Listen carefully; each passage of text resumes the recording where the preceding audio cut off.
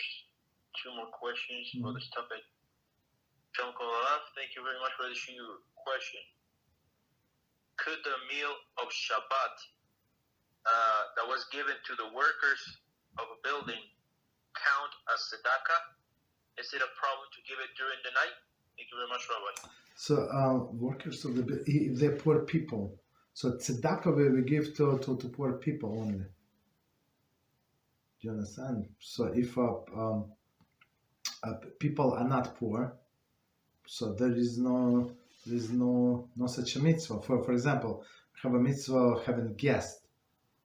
So a guest is Shulchan Aruch explains, Chafetz explains guests. It means like people have no place to stay. So if you would not, or somebody else would not invite them, they would not have a place to sleep and would not have a place to eat. Period. They would eat stale bread from Wednesday. You understand? But because you invited them and now you give them a meal, I'm not talking about like even they did not stay with you, but they just ate meals. So yeah, that's a guess. But otherwise, if it's your neighbors, they came to you.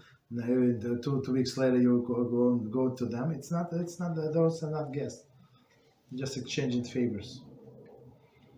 You understand? So same as tzedakah. If they're poor, yes. If it's not, not. Okay, what else? Hello? Yes.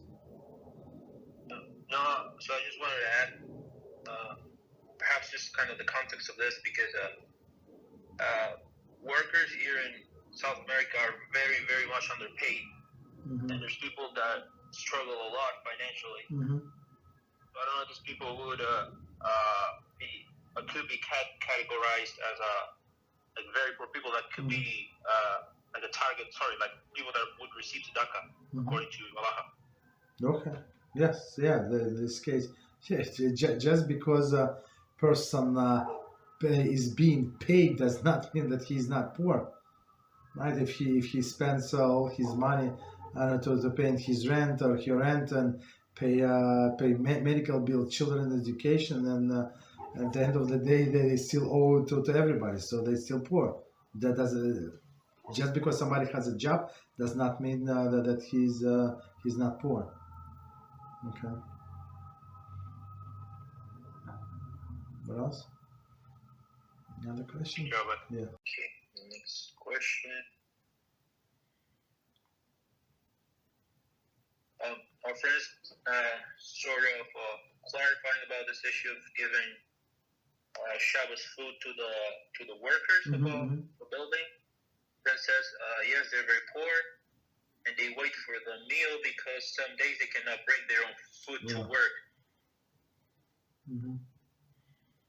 It's very sad, actually. Okay, next question. Shalom Aleichem. It was one second before we continue. It was actually a story in the Talmud. Maybe it was Eliyahu, maybe it was somebody else.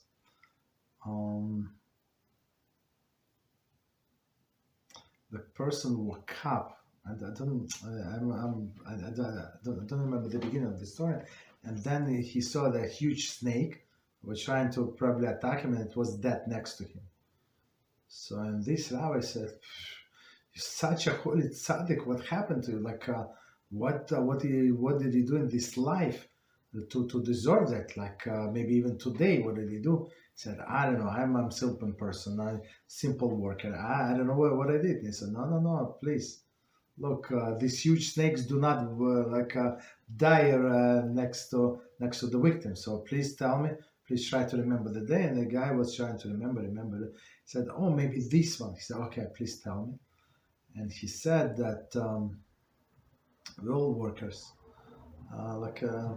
in a farm. Everybody is very poor. And when we get together for lunch, so it's the same bread, the same piece of cheese, the same everything.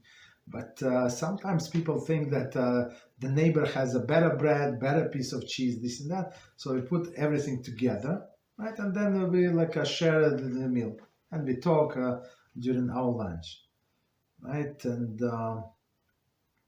And he said at that time, and so one person would go around right, and collect the food or the lunches for everybody else, and then set the table for everybody else, and let everybody join. Okay, so and this day, this morning, and like this afternoon was actually my turn to collect the bread, to collect the food to set up the table, and I understood that one of our workers, actually did not have anything. He was so poor. On that day, he did not have anything. He was so embarrassed, and I saw he was very nervous because I was about to come his ways. But this day, my wife gave me like the extra portion, so I found it. Right, and when I came to him, I make like I pretend that I took from him and actually throw into this basket where I collected. So nobody even understood that it was not from him, but it was actually from me.